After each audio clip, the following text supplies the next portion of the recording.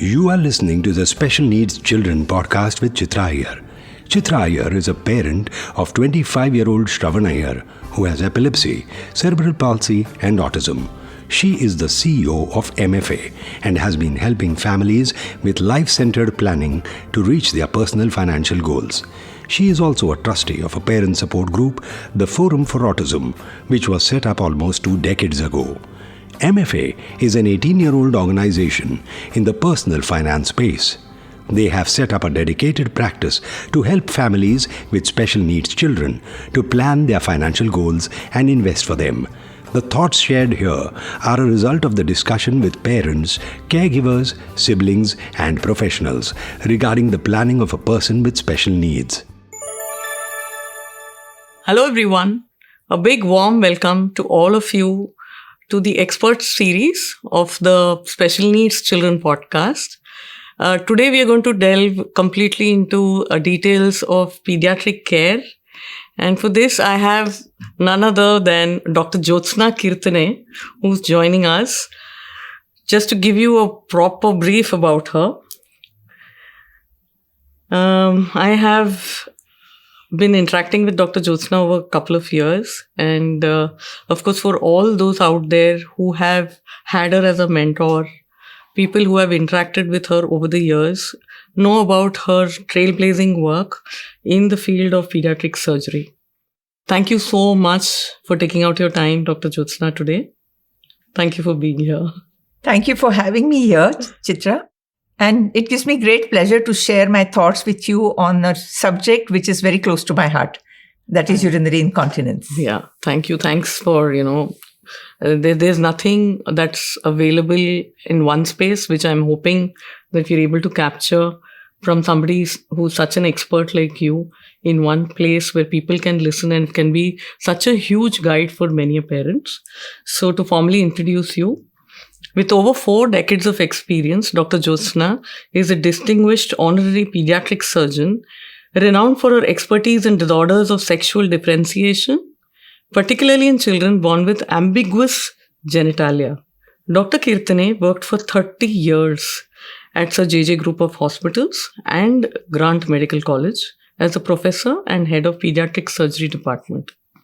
After retiring from J.J. Hospital, she was invited to Bhai Jerbai Wadia Children's Hospital as director of pediatric surgery, where she worked for about 2 years.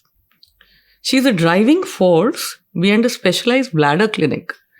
This is dedicated to children facing urinary incontinence and leakage issues. Dr. Kirtane's commitment to improving the lives of these children and their families is truly inspiring. Join us as we explore her groundbreaking work and insights into pediatric urology. I'm going straight to the questions, Dr. Jyotsna.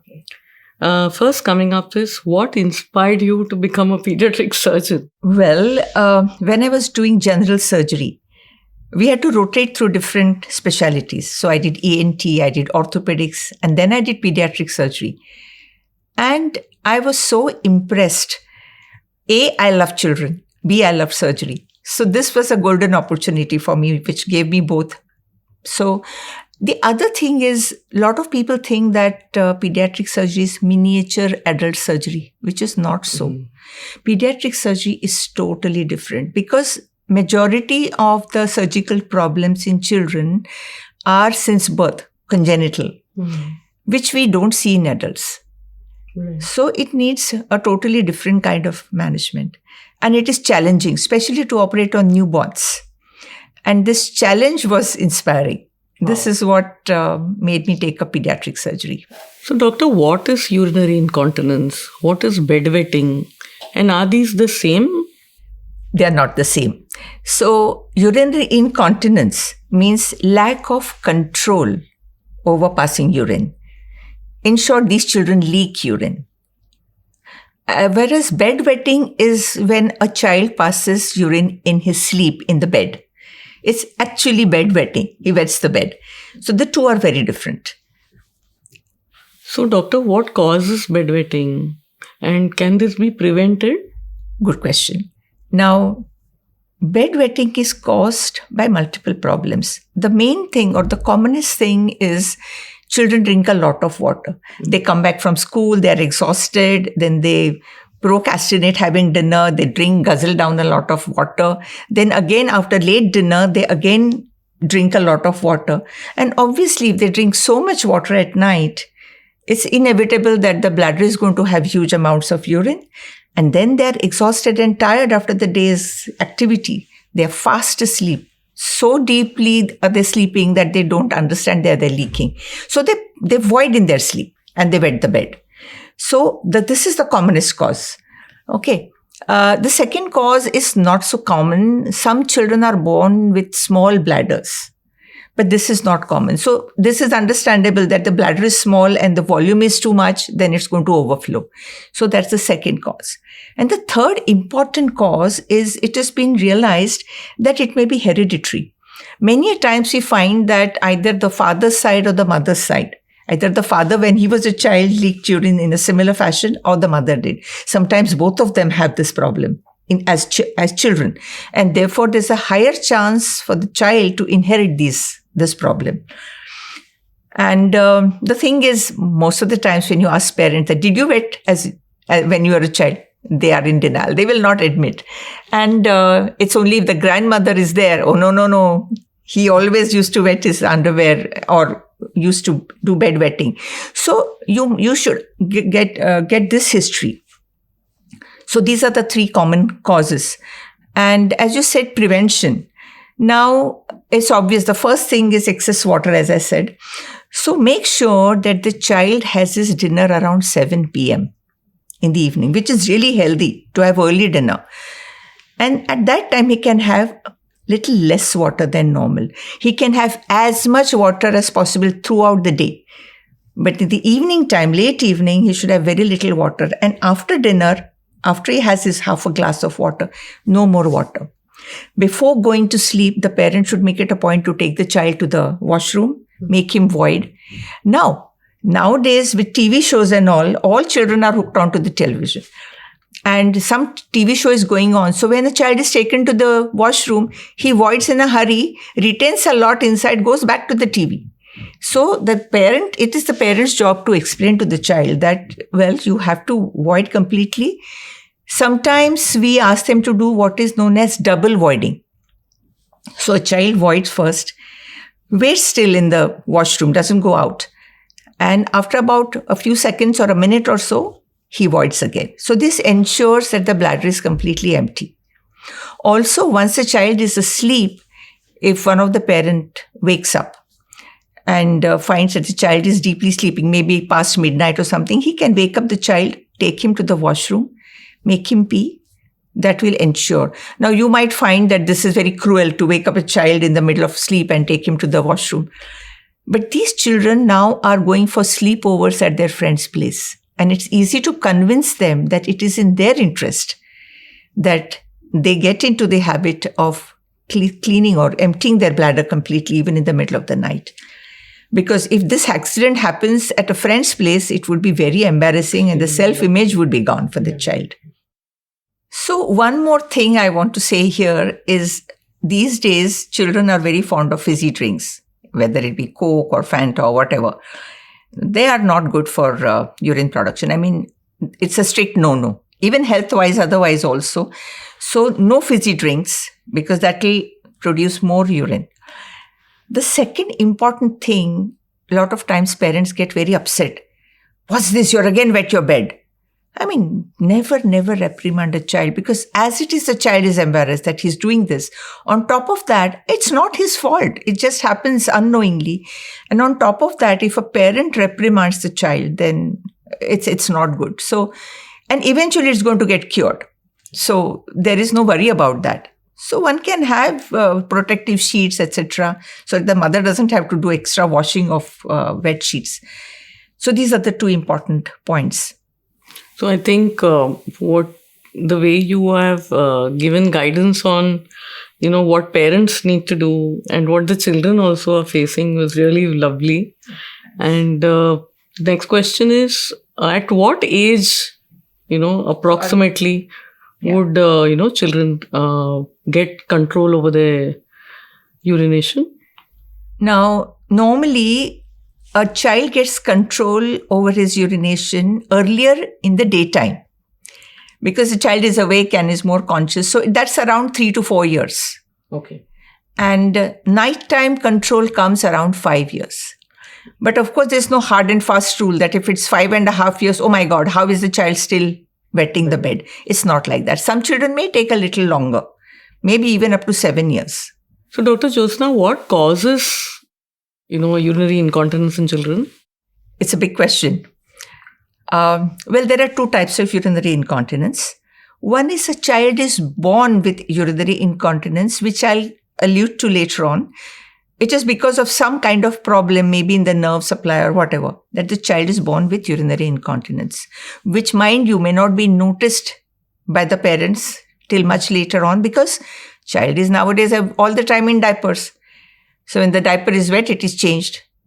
And the mother doesn't, or mother or father or the caregiver doesn't even have a clue whether the child has been leaking continuously or is passing intermittently. So that's primary urinary incontinence. Let's talk about secondary first. What is secondary urinary incontinence?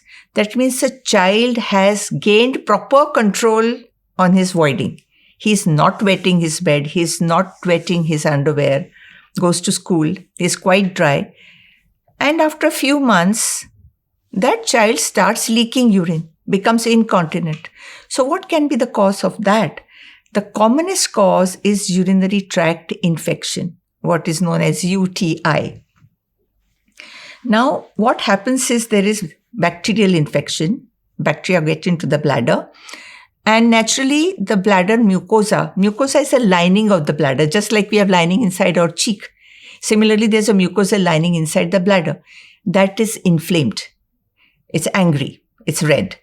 And that becomes irritable. So it irritates the muscle of the bladder, what is known as the detrusor muscle. And that muscle starts contracting. And when this happens, the child leaks urine. But now there are pointers, like clinically, how do you know, how will a mother or a father suspect that this is urinary tract infection? So this child will have urgency, frequency. He keeps on running to the washroom. And sometimes he can't hold it. It's the urgency is so bad that by the time he reaches the loo, he's already peed in his pants, he or she. And the other symptom is burning micturition. And the burning can be pretty bad. Some of the children even pass some blood in the urine because, as I said earlier, the bladder is inflamed. That means there are blood vessels which are there in the bladder.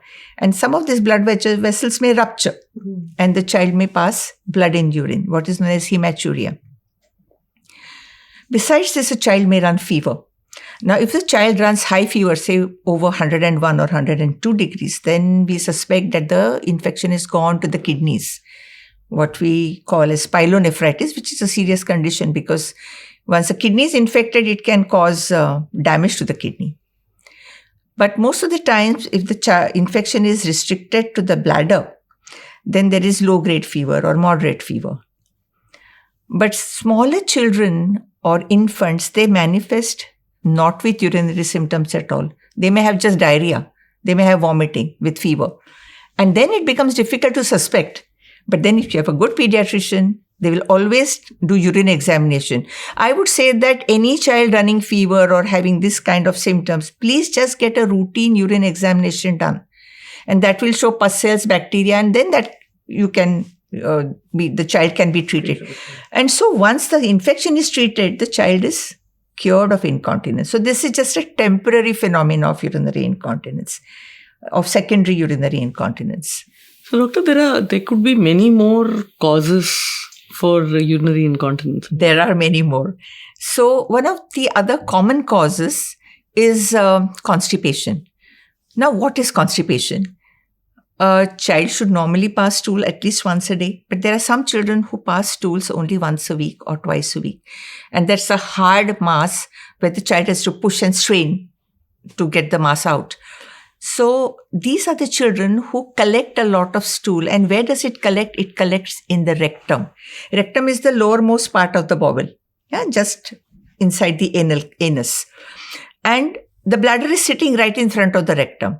Now just visualize that there's a huge hard ball of feces which is pressing on the bladder. So that can give rise to incontinence. And very few people realize that constipation is an important factor in urinary incontinence. Not only urinary incontinence, also in urinary infection. Because all those bacteria are going to crawl up into the urethra, especially in girls where the urethra is short. In males, they have a long urethra going to the length of the penis. But in girls, it's a short urethra. So it's very easy. And also the proximity of the anus to the urethra in girls. That facilitates the passage of bacteria from the anus into the urethra, into the bladder via the urethra. So constipation needs to be addressed. And this is also seen, as we'll allude to later on, in some cases which are primary urinary incontinence. There's some other cause, pathology or structural problem in the child which gives rise to both constipation and urinary incontinence. So let's come to structural problems since we are at it. So this is very interesting. There's something called ectopic ureter. Now you all know that children or all of us have 2 kidneys, 2 ureters and a bladder. Ureters are the tubes that connect the kidneys to the bladder. They carry urine from the kidneys to the bladder. Now, some children are born with double ureters. So instead of having 1 ureter, they may have 2 ureters just on one side or in some cases on both sides. Now, what happens, as long as both the ureters or all the 3 or 4 ureters open into the bladder, it's fine. There would be no incontinence. Because the urine will come into the bladder, it will get collected and the child will void it. But unfortunately, in some cases, the ureter, instead of opening in the bladder, opens either in the urethra or in girls, in vagina or in the introitus. Introitus is the portion which is inside the labia. All that area which is inside the labia is called the introitus. So it can open anywhere there. So what happens? This child has got good control on urinary bladder. And this happens only in girls. Ectopic ureter with incontinence is only in girls. I'll explain why. So the child passes urine when the bladder is full. But in spite of that, the underwear is always wet. Because this ectopic ureter, which is opening outside the bladder, continuously carries drops of urine from the kidney directly to the outside.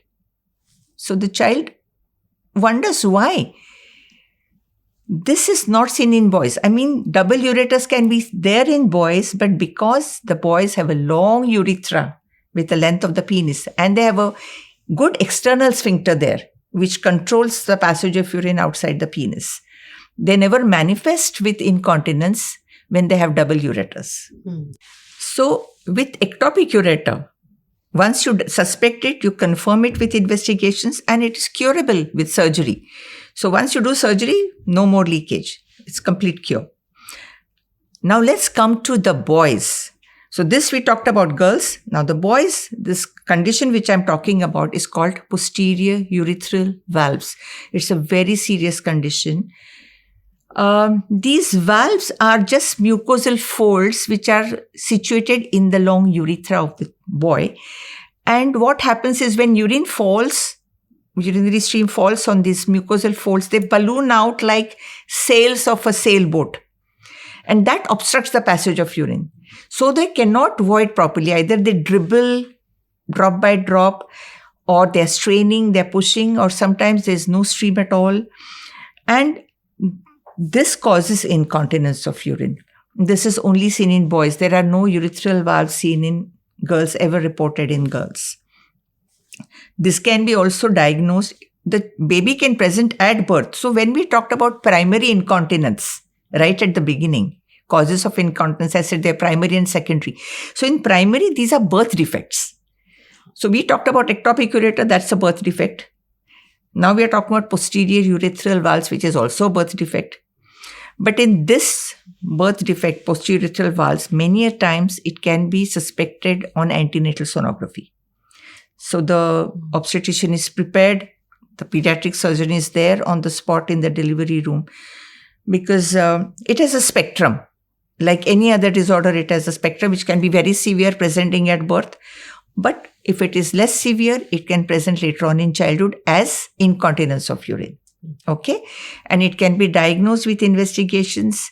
The treatment of valves is very simple. You just put in a scope, an endoscope in the urethra, and fulgurate. That means you burn those valves or you destroy the valves and the outlet is clear.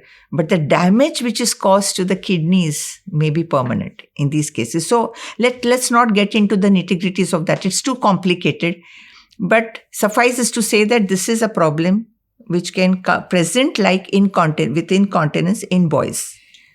The other structural problem, or primary as we call it, of incontinence is what is known as spinal dysraphism, spina bifida. Let me tell you a story.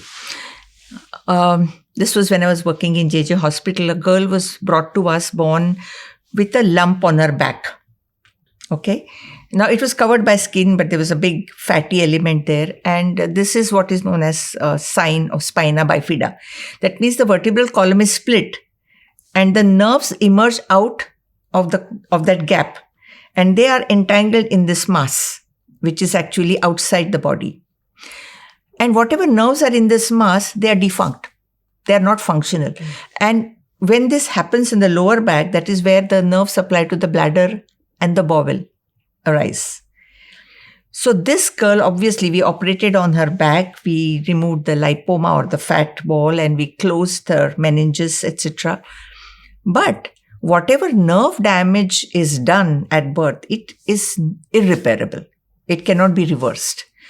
So therefore, this child, a girl child, was having a bladder problem. As I said, the nerve supply to the bladder and bowel were both bad.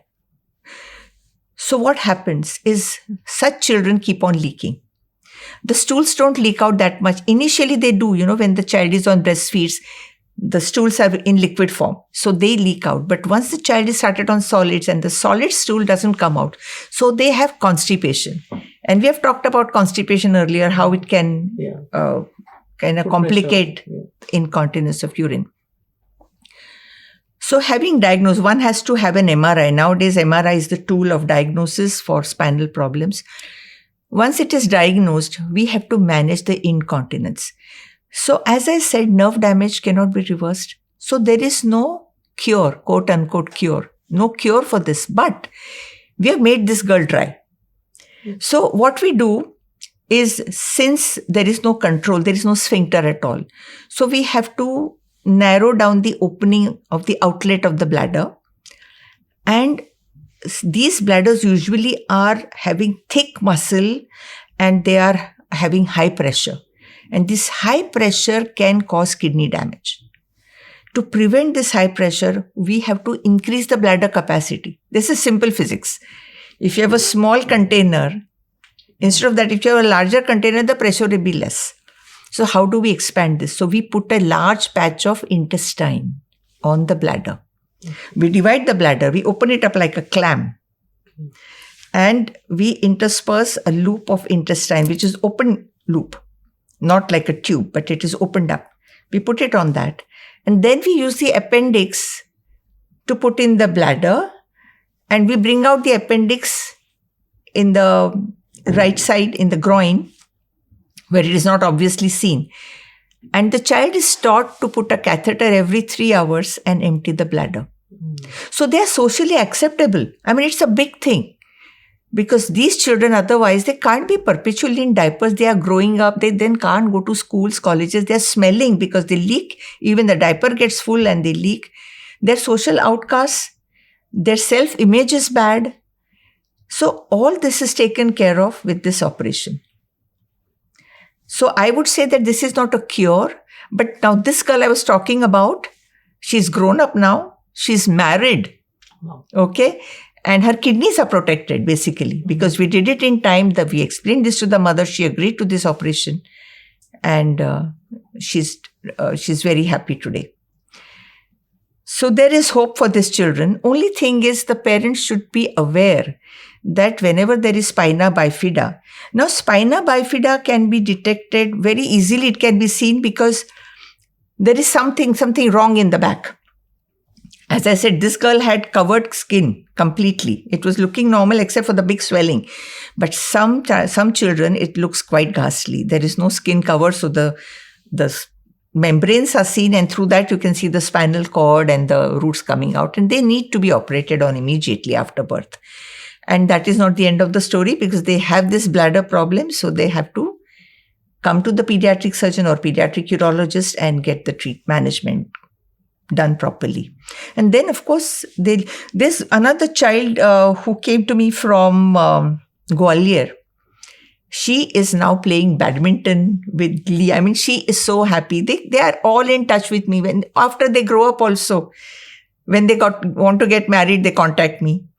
They send me pictures. They're friends with me on Facebook. So it's very satisfying.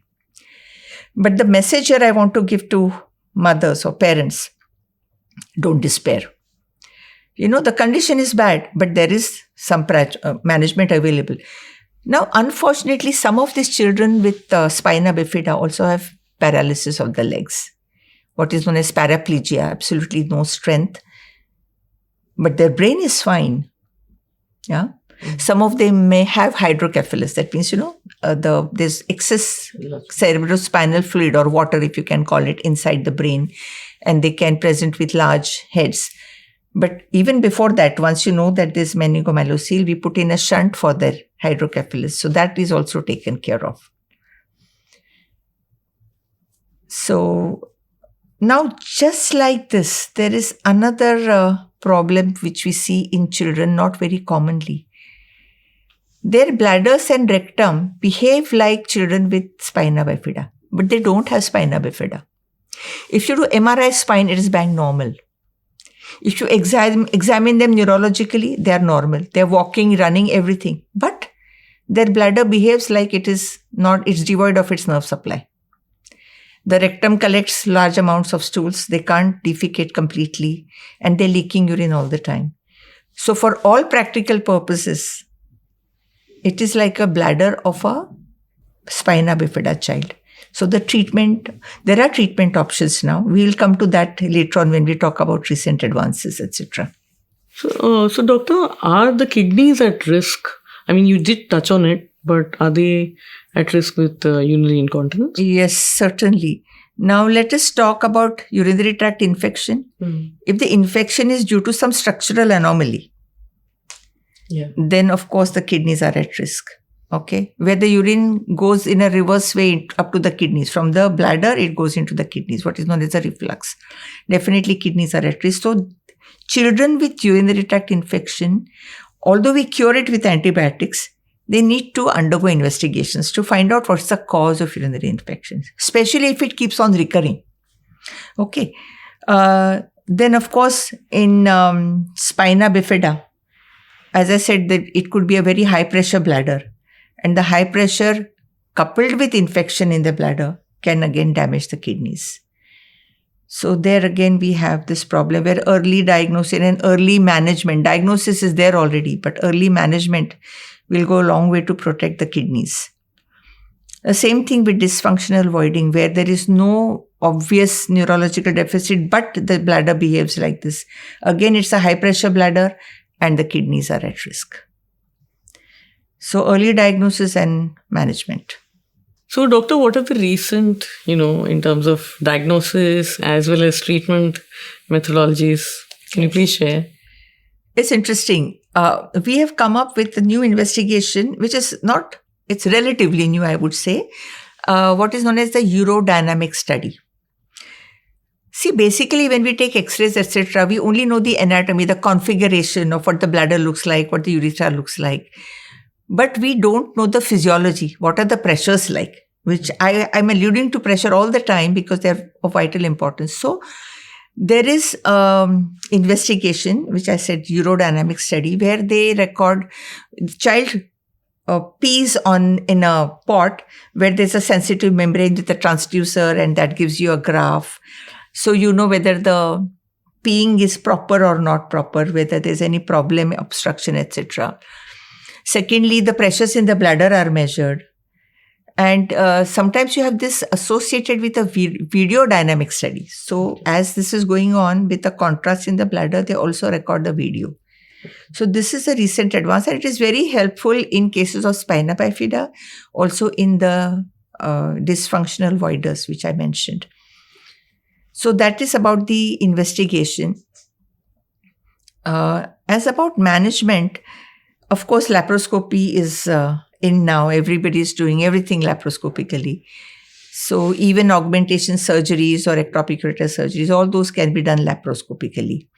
But what is more interesting is I said about the alternative treatment for the dysfunctional voider, where there is no neurological deficit and yet their bladders behave like a neurological bladder. So they have come up with a biofeedback.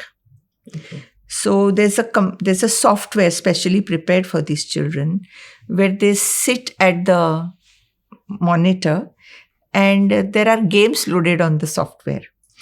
And the child is supposed to use the mouse and play the game. But at that time, the child, unless he tightens his pelvic floor muscles, it doesn't work. So this is a biofeedback and it takes a lot of patience. And it's a highly sophisticated and expensive equipment, and not all cities or metros have that. So, and that requires a lot of sittings over a period of time. The child learns to relax its sphincter and let the urine out when the bladder is contracting. Okay. So these are the two recent advances I would like to mention. There are many, but these are the two important as far as this condition is concerned. Of course, there are radioisotope scans to see how much of the kidney is damaged, etc. Those, but they have been in existence for a long time. Thank you, Dr. Jyotsna. Your passion for the subject comes out so beautifully. And thank you for sharing all your invaluable insights into pediatric surgery and the complexities of both bedwetting and urinary incontinence, which you explained so simply and beautifully. Your expertise and dedication in this field are truly remarkable, and we greatly appreciate your time and knowledge shared on the podcast. Your discussion about the various complications caused by urinary incontinence in babies and the guidance that you specially provided on what parents can do, to help and to understand this problem, I think that's immensely valuable. I'm confident that this interview will resonate very deeply with parents, educators, a lot of doctors, professionals alike, inspiring collaborative efforts towards creating a much better world for both our children and adults. Thanks a ton. Very much. Thank you so much. You were listening to the Special Needs Children podcast with Chitra Iyer, the CEO of MFA and a trustee with the Forum for Autism. If you find this podcast relevant and interesting, it will be great if you leave a review, share, like, and subscribe. You can also let us know if there is any specific topic that you would like us to cover. Feel free to email her on chitra.iyer@myfinad.com, or you can call her on 9833-785-892. That is 9833-785-892.